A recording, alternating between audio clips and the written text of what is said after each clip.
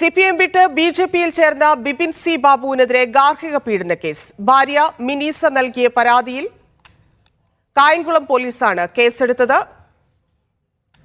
CPM Kayamkulam area committee അംഗവും ബിപിന്റെ അമ്മയുമായ പ്രസന്നകുമാരിയും കേസിൽ പ്രതിയാണ്.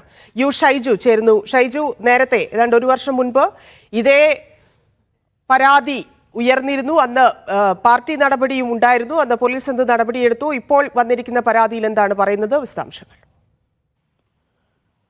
തന്നെ സൂചിപ്പിച്ചതുപോലെ CPIM കായംകുളം ഏരിയ കമ്മിറ്റി അംഗമായ പ്രസന്നകുമാരിയെ രണ്ടാം പ്രതിയാക്കിയും ഭർത്താവ് ബിപിൻ സി ബാബുവിനെ ഒന്നാം പ്രതിയാക്കിയും ആണ് കേസ് കൊടുത്തിരിക്കുന്നത്. 2 വർഷങ്ങൾക്ക് മുമ്പ് ഇതേ കേസ്, ഈ ഗാർഹിക പീഡന കേസ് പാർട്ടിക്ക് നൽകിയതായിരുന്നു. ഈ പരാതി പരിഗണിച്ച പാർട്ടി ബിപിൻ സി ബാബുവിനെ ഏരിയ കമ്മിറ്റിയിൽ നിന്ന് ഒഴിവാക്കുകയായിരുന്നു.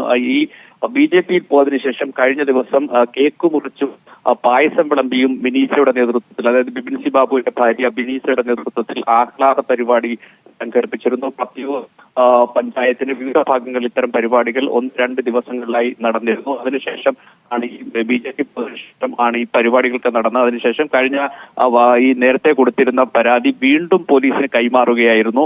കായംകുളത്തുള്ള കരിയിലക്കുളങ്ങര പോലീസിനാണ് കൈമാറിയത്. ഈ പോലീസിന് കൈമാറിയോടുകൂടി FIR ഇട്ട് കേസെടുക്കുകയായിരുന്നു. ഒന്നാം പ്രതിയായി ബിപിൻ സി ബാബുവിനെയും രണ്ടാം പ്രതിയായ ബിപിന്റെ മാതാവ്, അവരിപ്പോഴും CPIM കായംകുളം ഏരിയ കമ്മിറ്റി അംഗമാണ്. മുൻ പഞ്ചായത്ത് പ്രസിഡന്റാണ്, പത്തിയൂർ പഞ്ചായത്ത് പ്രസിഡന്റാണ് പ്രസന്നകുമാരി പ്രതി ചേർത്തുകൊണ്ട് കേസ് എടുത്തിരിക്കുകയാണ്. FIR ഇട്ടാണ് കേസ് എടുത്തിരിക്കുന്നത്. ഗാർഹിക പീഡനത്തിനാണ് കേസ് പോലീസ് ചാർജ് ചെയ്തിരിക്കുന്നത്. BJPയിൽ പോയതിന്റെ പശ്ചാത്തലത്തിലാണ് വീണ്ടും കേസുമായി ഭാര്യ രംഗത്ത് വരികയും പോലീസ് കേസ് എടുക്കുകയും ചെയ്തിരിക്കുന്നത്.